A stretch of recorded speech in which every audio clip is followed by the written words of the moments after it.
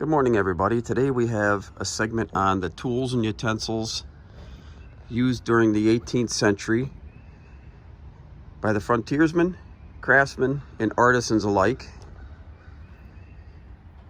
for shaping wood, building forts, building homes, building ships, and small boats, of course. All right, we'll start off with this. This is my favorite. I love this. This is an 18th century broadaxe. As you can see, very hefty piece. It probably has to be around 6 pounds, I would believe. There's a line right there. As you can see, what that is a weld. They would take a softer piece of material and use for the main body of the head, and they would cleft weld a harder piece of steel into the head. Now what a cleft weld is, it's almost like a V. They would cut a V into the body of the axe head, and they would weld a harder piece of steel into that cleft.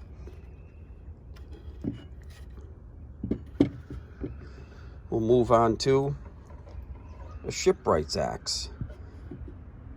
This was used by the shipwrights in making planks for the boats. This one here is an Isaiah Blood of Ballston, New York. He was in business mid-1800s to late 1800s. His little manufacturing plant was called Bloodville because it was so large. They manufactured everything. They manufactured axe heads, shipwrights' axes, and adzes.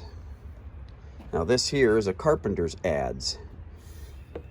It's flat for cutting, and it had a nice heavy head, so when it was used to flatten logs, you would hold it by the handle and you would just let the weight of it drop and it would do the work for you. There's no effort. It's mostly elbows and wrists. When I get a little better log, I'm actually going to do a demonstration on how to use these. Most of the beams you see in the 1700s to the 1800s barns, you can see all the little chip marks going across the beams. Well, that was made by an adze. Little different piece here is a shipwright's adze. And you can see how that's actually scooped. And you know how the sides of the boats, they all have a little angle to them. Well, that's what that scoop is for. It's to scoop it out and give them the angle so they go up the sides of the boat. This here is another adze. This is definitely 1800s. It was cast in Troy, New York, which is not that far from me. Probably a good 25 minutes south of Bloodville, whom Isaiah Blood had his axe works up there. Somebody loved this piece so much that they welded a hammerhead onto it, make it a multi-purpose tool. And we'll move down to the hewing axes, or the hewing hatchets. This is a hewing hatchet. On one side it's flat, and the other side has a blade or a bit, or the face, whatever you want to call it.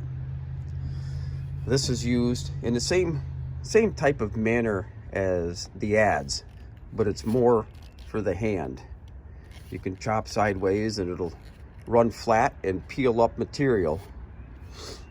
I like this one because the handle was made by hand. Somebody loved this thing so much they made a handle themselves for it and did a masterful job. And there's another hewing hatchet, which is pretty heavy. As you can see, this is different. This has a bent handle. And the reason for the bent handles is to keep the user's hand up and away from the material that he's chipping at. Ingenious. Move over here, we have a Cooper's axe. These were made in the manufacture of barrel staves for wooden barrels.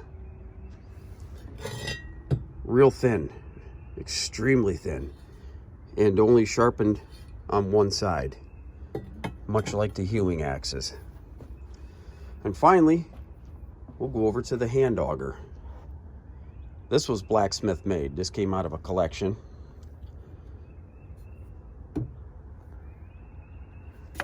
How they were used with the post and beam. A lot of the post and beam you see of the 17th and 18th century and 19th century, the beams are pinned together with large dowels, or basically what they are is branches that are cut off to fit the holes. And this, by turning, better be careful or I am going to dig into my table. This is just like a hand drill, but you can, with the double-sided handle like this, the user could bear down on it and auger a hole straight into the beam.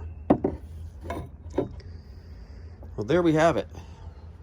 As soon as it gets decent and I have a decent log to work with, I will do a demonstration on how to use these tools. But there we go.